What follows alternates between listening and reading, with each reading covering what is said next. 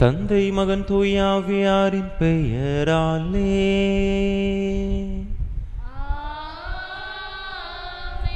நம் ஆண்டவராகிய இயேசு கிறிஸ்துவின் அருளும் கடவுளின் அன்பும் தூய ஆவியாரின் நட்புறவும் உங்கள் அனைவரோடும் இருப்பதாக.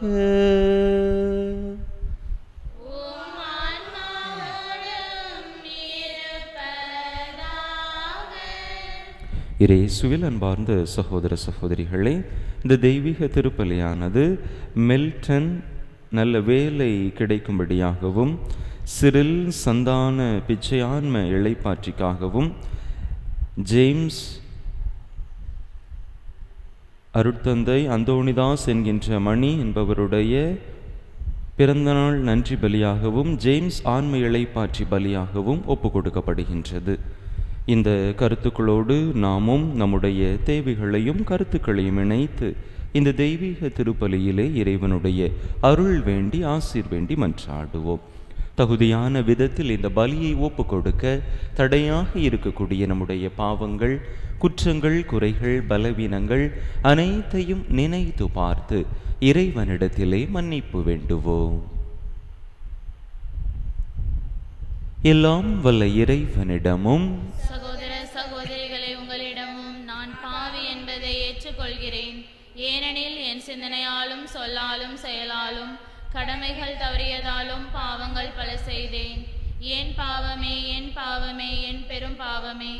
ஆகையால் எப்பொழுதும் கன்னியான புனித மரியாளையும் வானதூதர் புனிதர் அனைவரையும் சகோதர சகோதரிகளை உங்களையும் நம் தேவனாகிய ஆண்டவரிடம் எனக்காக வேண்டிக் கொள்ள மன்றாடுகிறேன். எல்லாம் வல்ல இறைவன் நம்மீது இரக்கம் வைத்து நம் பாவங்களை எல்லாம் மன்னித்து நம்மை நிலை வாழ்வுக்கு அழைத்து செல்வாராக. ஆமென்.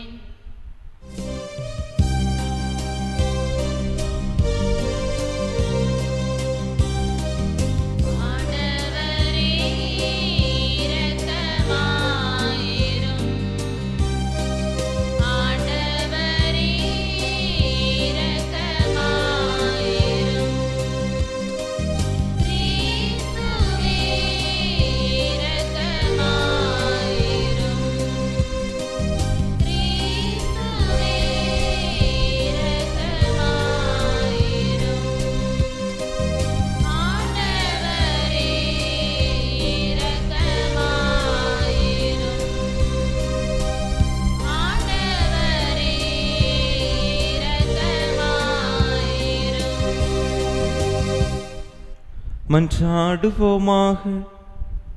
அனைத்தையும் படைத்தவரும் ஆள்பவருமான இறைவா, எங்களை கண்ணோக்கியருளும். அதனால் உமது பரிவிரக்கத்தின் செயலாற்றலை உய்த்துணர்ந்து உமக்கு முழு இதயத்தோடு நாங்கள் ஊழியம் புரிய அருள்வீராக.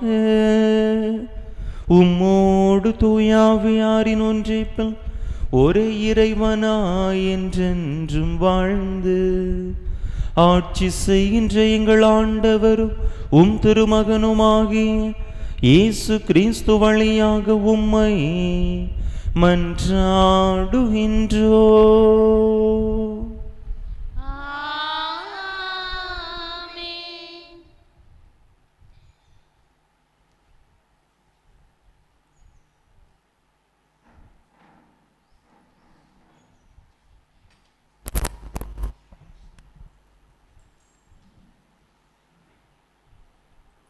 திருத்தூதர் பவுல் திமோத்தேயுவுக்கு எழுதிய முதல் திருமுகத்திலிருந்து வாசகம். அதிகாரம் 4, இறை வார்த்தைகள் 12 முதல் 16 முடிய. அன்புக்குரியவரே, நீ இளைஞனாய் இருப்பதால் யாரும் உன்னை தாழ்வாக கருதாரிக்கட்டும். பேச்சு, நடத்தை, அன்பு, நம்பிக்கை, தூய்மை ஆகியவற்றில் நீ விசுவாசிகளுக்கு முன்மாதிரியாய் விளங்கும் வரை விசுவாசிகளுக்கு மறைநூலை படித்து காட்டி அறிவுரை வழங்குவதிலும் கற்பிப்பதிலும் கவனம் செலுத்து. இறை வாக்கு உரைத்து மூப்பர்கள் உன் மீது கைகளை வைத்து திருப்பணியில் அமர்த்திய போது உனக்கு அருளப்பட்ட அருள் கொடையை குறித்து அக்கறையற்றவனாயிராதே. இவை எல்லாவற்றிலும் கவனம் செலுத்து. இவைகளிலே ஈடுபட்டிரு. அப்பொழுது நீ அடைந்துள்ள வளர்ச்சி எல்லாருக்கும் தெளிவாகும். உன்னை பற்றியும் உன் போதனையை பற்றியும் கருத்தாயிரு, அவைகளில் நிலைத்திரு. இவ்வாறு செய்தால் நீயும் மீட்படைவாய், உனக்கு செவி சாய்ப்போரும் மீட்படைவர். இது ஆண்டவர் வழங்கும் அருள்வாக்கு. இறைவனுக்கு நன்றி. பல்லவி. ஆண்டவரின் செயல்கள் உயர்ந்தவை, ஆண்டவரின் செயல்கள் உயர்ந்தவை. அவர்தம் ஆற்றல் மிகு செயல்கள் நம்பிக்கைக்குரியவை, நீதியானவை. அவர்தம் கட்டளைகள் அனைத்தும் நிலையானவை, என்றென்றும் எக்காலமும் அவை நிலை மாறாதவை. உண்மையாலும் நீதியாலும் அவை உருவானவை. பல்லவி. ஆண்டவரின் செயல்கள் உயர்ந்தவை. தம் மக்களுக்கு அவர் மீட்பை அளித்தார், தம் உடன்படிக்கை என்றென்றும் நிலைக்குமாறு செய்தார். அவரது திருப்பெயர் தூயது, அஞ்சுதற்குரியது. பல்லவி. ஆண்டவரின் செயல்கள் உயர்ந்தவை. ஆண்டவர் பற்றிய அச்சமே ஞானத்தின் தொடக்கம். அவர்தம் கட்டளைகளை கடைபிடிப்போர் நல்லறிவடியோர். அவரது புகழ் என்றென்றும் நிலைத்துள்ளது. பல்லவி. ஆண்டவரின் செயல்கள் உயர்ந்தவை.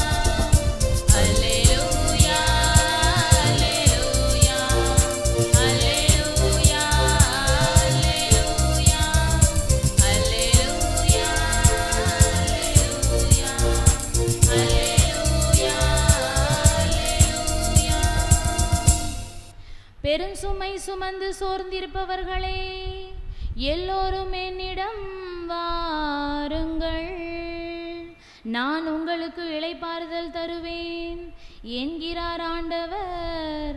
அல்லேலூயா.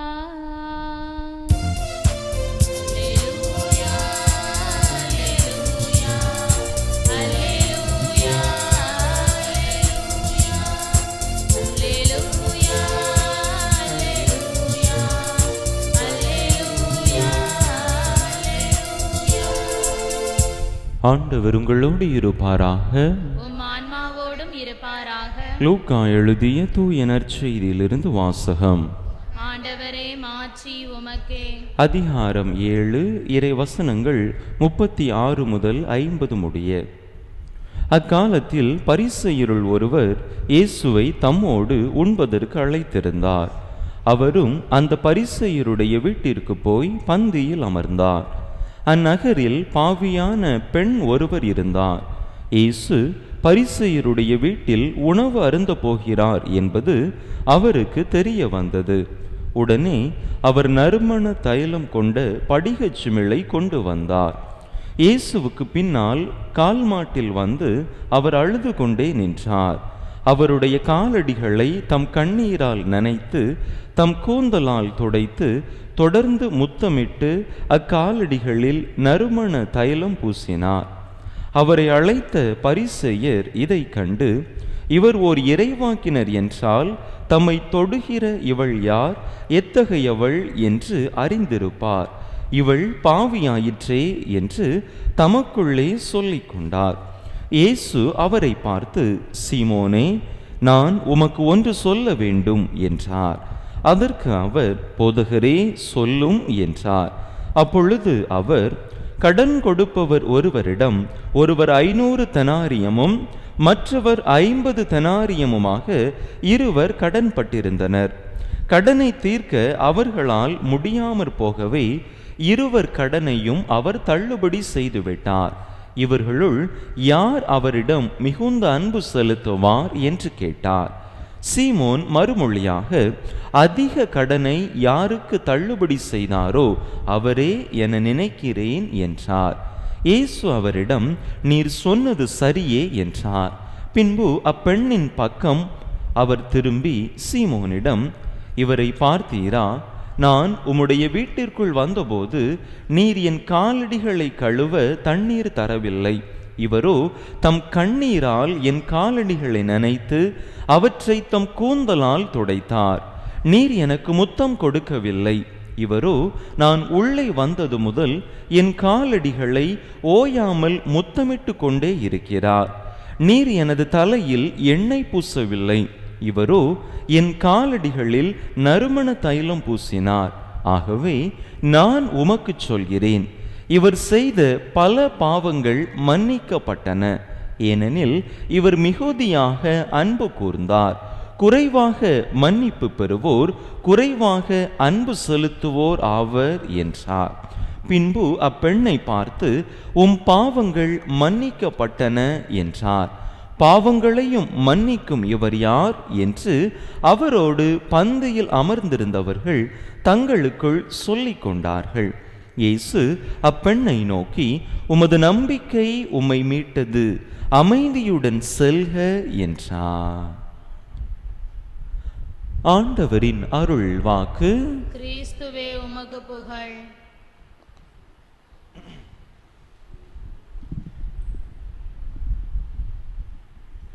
இயேசுவில் அன்பார்ந்த சகோதர சகோதரிகளை, இந்த நற்செய்தியிலே நாம் பார்க்கிற பொழுது அந்த பாவியான பெண்ணை இயேசுவும் பார்க்கின்றார், பரிசேயர் சீமோனும் பார்க்கின்றார். ஆனால் இரண்டு பேருடைய பார்வையுமே வித்தியாசமானதாக இருக்கின்றது. பரிசேயரான சீமோன் அந்த பெண்ணினுடைய வெளி தோற்றத்தை, அவருடைய வெளிப்புற செயல்களை மட்டும் தன்னுடைய கண் முன்பாக கொண்டு பார்க்கின்றார். ஆனால் இயேசுவினுடைய பார்வை அவருடைய வெளிப்புறத்தையும் தாண்டி அவருடைய உள்புற மனதை பார்ப்பதாக இருக்கின்றது. எனவேதான் அவளுடைய உள் மனதிலே எப்படிப்பட்ட கஷ்டங்களை, வேதனைகளை அவள் அனுபவித்து அவற்றையெல்லாம் தன்னுடைய வாழ்க்கையிலே கடந்து வந்து கொண்டிருக்கிறார் என்பதை புரிந்த இயேசுவினுடைய கண்ணோட்டம் அவள் மீது வித்தியாசமாக படுகின்றது. அதே நேரத்தில் அவளுடைய வெளிப்புற வாழ்வை மட்டும் தன்னுடைய கண் முன்பாக கொண்டு அவள் பாவ வாழ்வை வாழ்ந்து கொண்டிருக்கிறாள், இந்த சமூகத்திலே வாழ தகுதியற்றவள் என்கின்ற ஒரு கண்ணோட்டத்தோடு அங்கே அந்த பரிசேயரான சீமோன் அவரை பார்க்கின்றார். இரண்டு பேருடைய கண்ணோட்டமும் இங்கே மாறுபட்டதாக இருக்கின்றது. இயேசுவினுடைய அந்த மனதை பார்க்கக்கூடிய கண்ணோட்டம் அந்த பெண் இயேசுவினுடைய பார்வையில் நல்லவளாக இருக்க அங்கே அவளை மாற்றுகிறது. அதே நேரத்தில் சீமோனுடைய அந்த மேல்புற கண்ணோட்டம் அந்த பெண்ணை பாவியாக அவளுக்கு காட்டுகின்றது. அன்பு மக்களே, பல நேரங்களில் நம்முடைய வாழ்க்கையிலும் கூட நாம் இதனை பார்க்க முடியும். நாம் ஒரு மனிதரை பார்க்கிறோம், அந்த மனிதரை தீர்ப்பிடுகிறோம் என்று சொன்னால் பல நேரங்களில் அவர்களுடைய வெளிப்புற செயல்பாடுகளை வைத்துத்தான் நம்மளுடைய தீர்ப்பு அவர்கள் மீது இருக்கின்றது. அதே நேரத்தில் அவர்கள் எப்படிப்பட்ட வாழ்க்கையை கடந்து வந்து கொண்டிருக்கிறார்கள், அவர்களுடைய மனது எப்படிப்பட்டதாக இருக்கிறது, எந்த சூழ்நிலையின் பின்புலத்திலே அவர்கள் இந்த செயலை செய்தார்கள் என்கின்ற ஒரு கண்ணோட்டத்தில் நாம் அவர்களை பார்க்க ஆரம்பித்தோம் என்று சொன்னால் நிச்சயமாக நம்மளுடைய பார்வை கோணமானது மாறுபடும். அவர்களுடைய அந்த வாழ்க்கை சூழ்நிலைகளை நாம் பல நேரங்களில் நம்முடைய நினைவில் கொள்ளாமல் வெறுமனே அவர்களுடைய வெளிப்புற செயல்பாடுகளை மட்டும் கருத்தில் கொண்டு அவர்களை தீர்ப்பிடக்கூடிய காரணத்தினால்தான் அவர்கள் நம்முடைய பார்வையிலே தவறாக தெரிகிறார்கள்.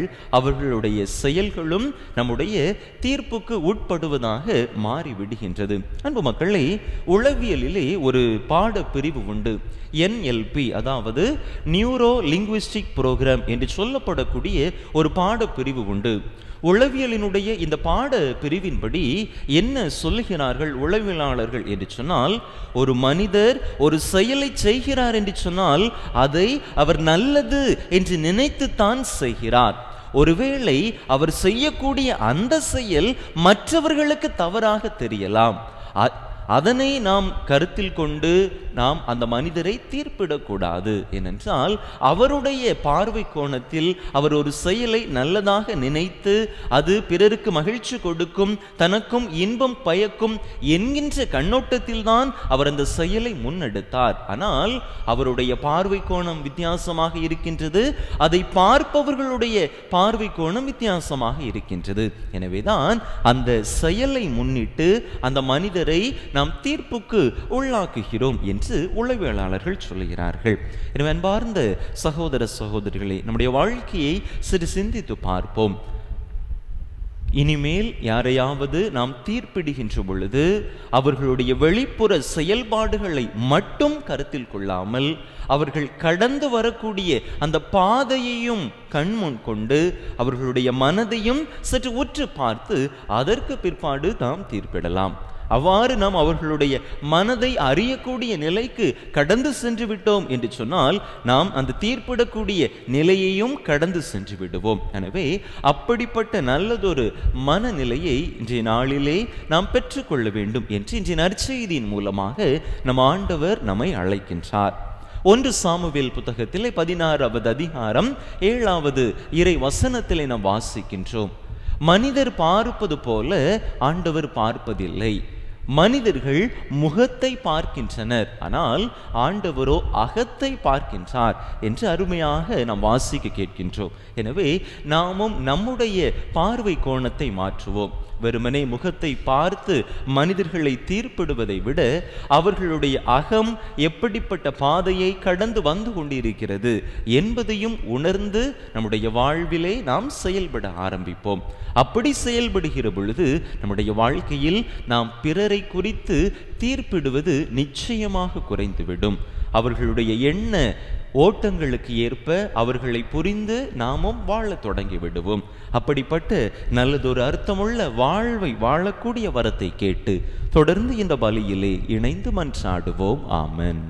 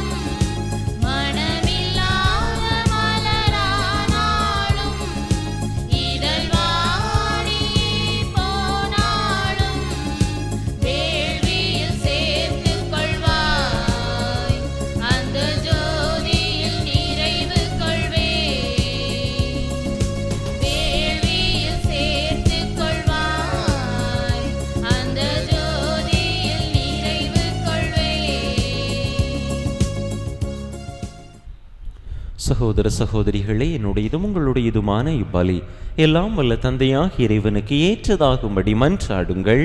ஆண்டவர் தமது திருப்பெயரின் புகழ்ச்சிக்காகவும் ஆட்சிக்காகவும் நமது நன்மைக்காகவும் புனித திரு அவை அனைத்து நலன்களுக்காகவும் உமது கையிலிருந்து இப்பலியை ஏற்றுக்கொள்வாராக.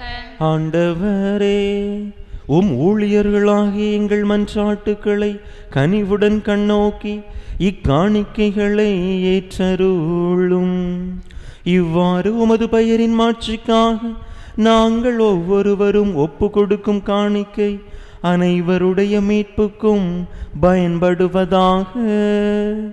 எங்கள் ஆண்டவராகிய கிறிஸ்து வழியாக உம்மை மன்றாடுகின்றோம்.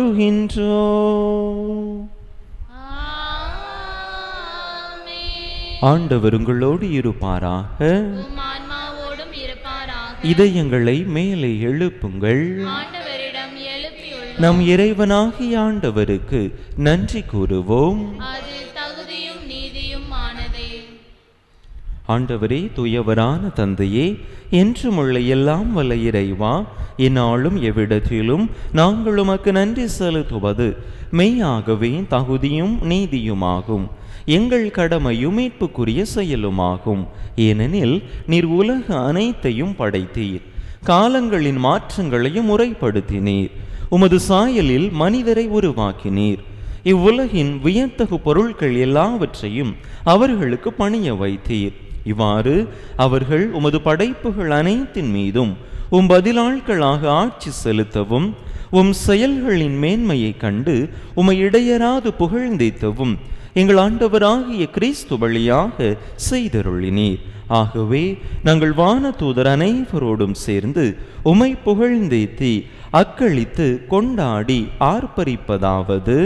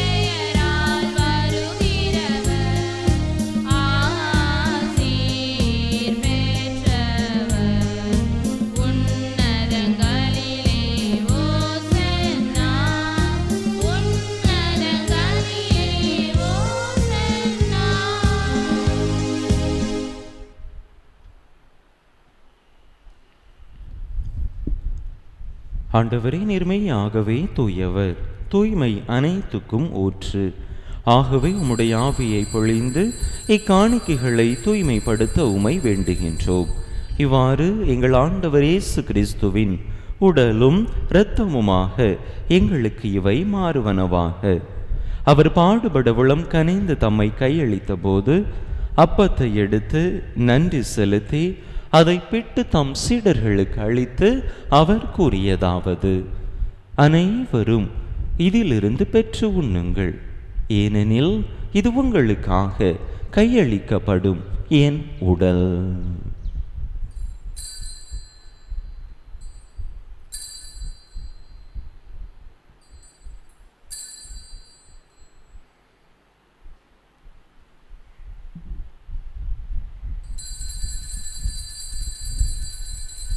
அவ்வண்ணமே இரவு விருந்தை அருந்திய பின் கிண்ணத்தையும் எடுத்து மீண்டும் உமக்கு நன்றி கூறி தம் சீடர்களுக்கு அளித்து அவர் கூறியதாவது: அனைவரும் இதிலிருந்து பெற்று பருகுங்கள், ஏனெனில் இது புதிய நிலையான உடன்படிக்கைக்குரிய என் இரத்தத்தின் கிண்ணம்.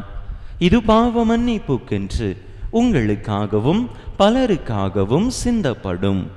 இதை என் நினைவாக செய்யுங்கள்.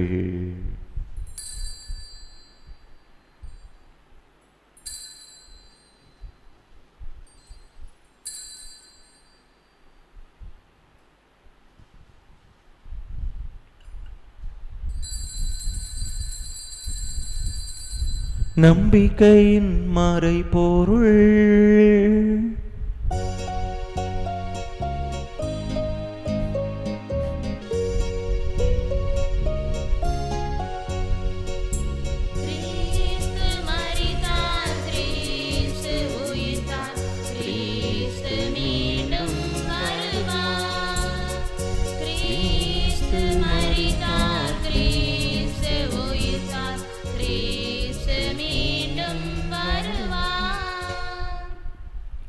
ஆகவே ஆண்டவரே, நாங்கள் கிறிஸ்துவின் இறப்பினையும் உயிர்ப்பினையும் நினைவு கூர்ந்து வாழ்வு தரும் அப்பத்தையும் மீட்பளிக்கும் கிண்ணத்தையும் உமக்கு ஒப்பு கொடுக்கின்றோம். உம் திருமுன்னின்று உமக்கு ஊழியம் புரிய தகுந்தவர்கள் என எங்களை ஏற்றுக்கொண்டீர். எனவே உமக்கு நன்றி செலுத்துகின்றோம். மேலும் கிறிஸ்துவின் உடலிலும் இரத்தத்திலும் பங்கு கொள்ளும் எங்களை தூய ஆவியார் ஒன்று சேர்க்க வேண்டுமென உமை தாழ்மையுடன் மன்றாடுகின்றோம். ஆண்டவரே, உலகெங்கும் பரவியிருக்கும் உமது திரு அவையை நினைவு கூர்ந்தருளும். எங்கள் திருத்தந்தை லியோ, எங்கள் ஆயர் ஸ்டீஃபன், எல்லா திருநிலையினர் ஆகிய அனைவரோடும் உமது திரு அவை அன்பில் நிறைவு பெறச் செய்தருளும். நீர் இவ்வுலகிலிருந்து உம்மிடம் அழைத்து கொண்ட நாங்கள் இன்று நினைவு கூறும் உம் அடியார்களை இரக்கத்தோடு நினைவு கூர்ந்தருளும். உம் திருமகனோடு அவரது இறப்பில் இணைக்கப்பட்டிருந்த இவர்கள் உயிர்ப்பிலும் அவரை போல இருக்கச் செய்தருளும். மேலும் உயிர்த்தெழும் எதிர்நோக்குடன் துயில் கொள்ளும் எங்கள் சகோதர சகோதரிகளையும் இறந்தோர் அனைவரையும் இரக்கத்துடன் நினைவு கூர்ந்து உமது திருமுக ஒளியினுள் ஏற்றருளும். எங்கள் அனைவர் மீதும் இரக்கமாயிரும். கடவுளின் கன்னி தாயும் எங்கள் பாதுகாவலியுமான புனித ஜெபமாலை அன்னை, அவருடைய கணவரான புனித யோசேப்பு, புனித திருத்தூதர்கள், இவ்வுலகில் உமக்குகந்தவராயிருந்தோர் ஆகிய புனிதர் அனைவருடனும் நாங்கள் நிலை வாழ்வில் பங்கு கொள்ளும் தகுதி பெற்று உம் திருமகன் இயேசு கிறிஸ்து வழியாக உமை புகழ்ந்தேத்தும் வரமருள உமை மன்றாடுகின்றோம். இவர் வழியாக இவரோடு இவரில் எல்லாம் வல்ல இறைவனாகிய தந்தையே, தூய ஆவியாரின் ஒன்றைப்பில் எல்லா புகழும் மாட்சியும் என்றென்றும் உமக்கு உரியதே.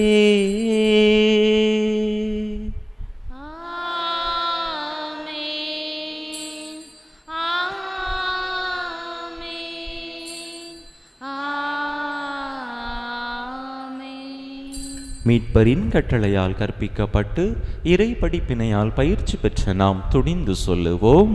விண்ணுலகில் இருக்கிற எங்கள் தந்தையே, உமது பெயர் தூயது என போற்ற பெறுக. உமது ஆட்சி வருக. உமது திருவுளம் விண்ணுலகில் நிறைவேறுவது போல மண்ணுலகிலும் நிறைவேறுக. எங்கள் அன்றாட உணவை இன்று எங்களுக்கு தாரும். எங்களுக்கு எதிராக குற்றம் செய்வோரை நாங்கள் மன்னிப்பது போல எங்கள் குற்றங்களை மன்னியும். எங்களை சோதனைக்கு உட்படுத்தாதேயும், தீமையிலிருந்து எங்களை விடுவித்தருளும். ஆண்டவரே, தீமை அனைத்தில் இருந்தும் எங்களை விடுவித்து எங்கள் வாழ்நாளில் அமைதியை கனிவுடன் அருள உமை மன்றாடுகின்றோம்.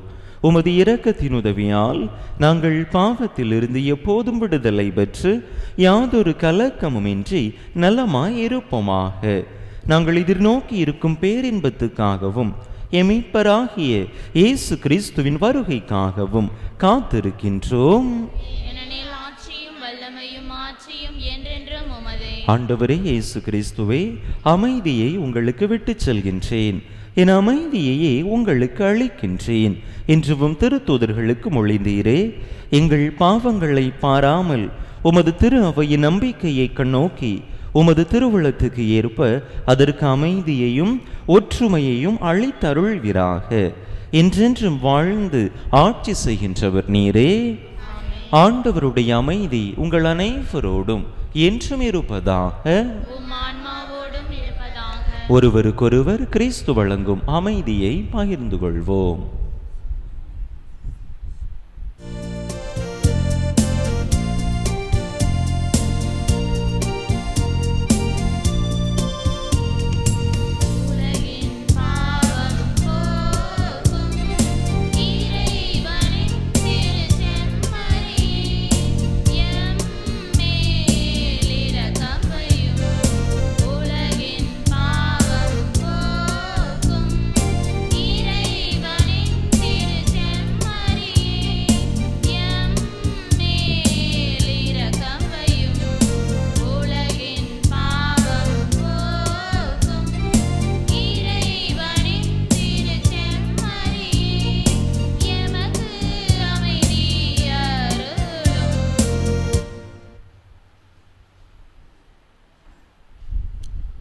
இதோ இறைவனின் செம்மறி, இது உலகின் பாவங்களை போக்குகின்றவர். இந்த செம்மறியின் திருவிருந்துக்கு அழைக்க பெற்றுள்ள நாம் பேறு பெற்றோ. ஆண்டவரே, நீரின் இல்லத்தில் எழுந்தருளி வர நான் தகுதியற்றவள். ஆனால் ஒரு வார்த்தை மட்டும் சொல்லியருளும், எனது ஆன்மா நலமடையும்.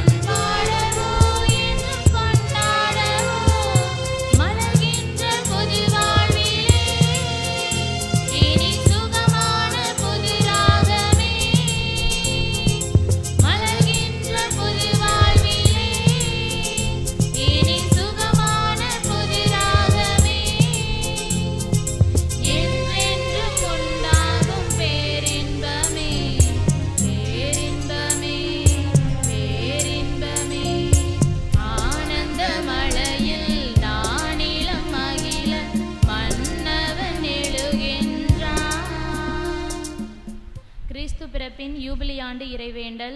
விண்ணக தந்தையே, உம் திருமகன் இயேசு கிறிஸ்துவில் நீர் எங்களுக்கு வழங்கிய நம்பிக்கைக்காக உமக்கு நன்றி. தூய ஆவியார் வழியாக தந்த பிறரன்பு என்னும் கொடைக்காக நன்றி. இந்த நம்பிக்கையாலும் அன்பாலும் உமது அரசின் வருகையை எதிர்நோக்கும் அருளை எங்களுக்கு தாரும். உமது நற்செய்தியின் சான்றுகளாக எங்களை மாற்றும். தீமையின் ஆற்றல்களை எங்களிடமிருந்து அகற்றும்.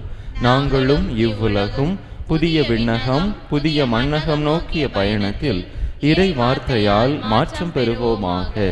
இந்த யூபிலி கொண்டாட்டத்தின் அருள் எதிர்நோக்கின் திருப்பயணிகளாகிய எங்களை வழி நடத்தட்டும். விண்ணக செல்வங்களுக்கான ஆர்வத்தை எம்மில் தூண்டி எழுப்பட்டும்.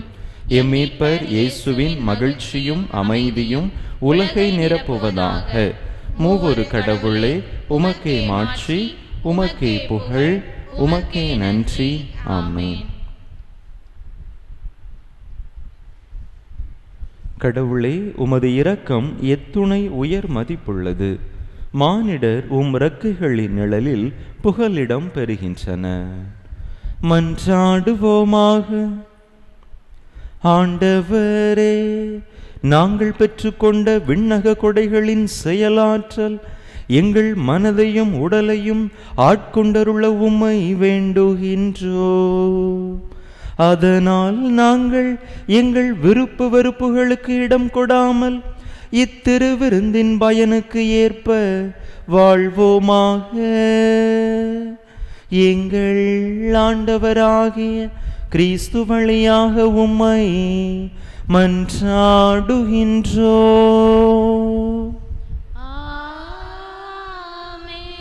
ஆண்டவர் உங்களோடு இருப்பாராக. உம் ஆன்மாவோடும் இருப்பாராக. எல்லாம் வல்ல இறைவன் தந்தை மகன் தூயாவியார் உங்களுக்கு ஆசி வழங்குவாராக.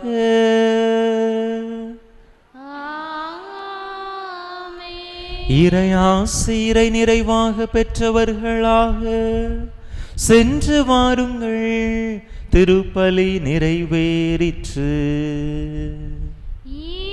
இறைவனுக்கு நன்றி.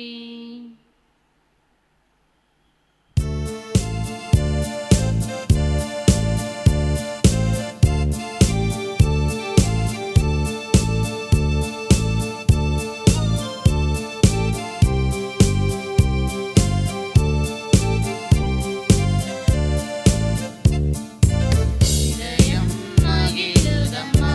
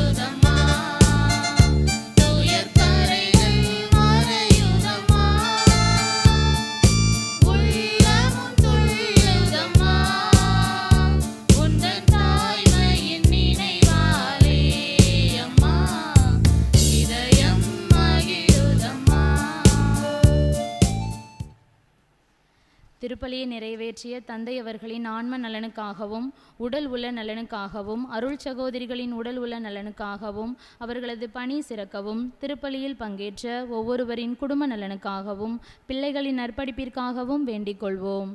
விண்ணுலகில் இருக்கிற எங்கள் தந்தையே, உமது பெயர் தூயது என போற்ற பெறுக. உமது ஆட்சி வருக. உமது திருவுளம் விண்ணுலகில் நிறைவேறுவது போல மண்ணுலகிலும் நிறைவேறுக.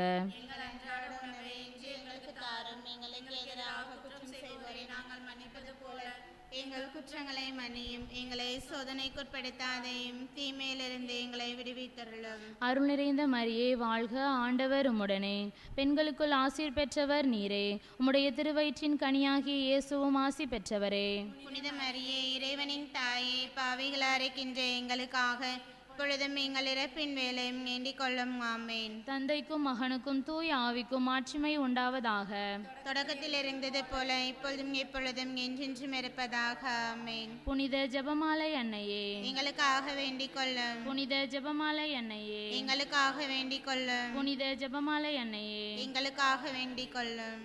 நிலையான புகழுக்குரிய தூய நற்கருணைக்கு எல்லா காலமும் ஆராதனையும் புகழும் போற்றியும் மாட்சிமையும் உண்டாக கடவது.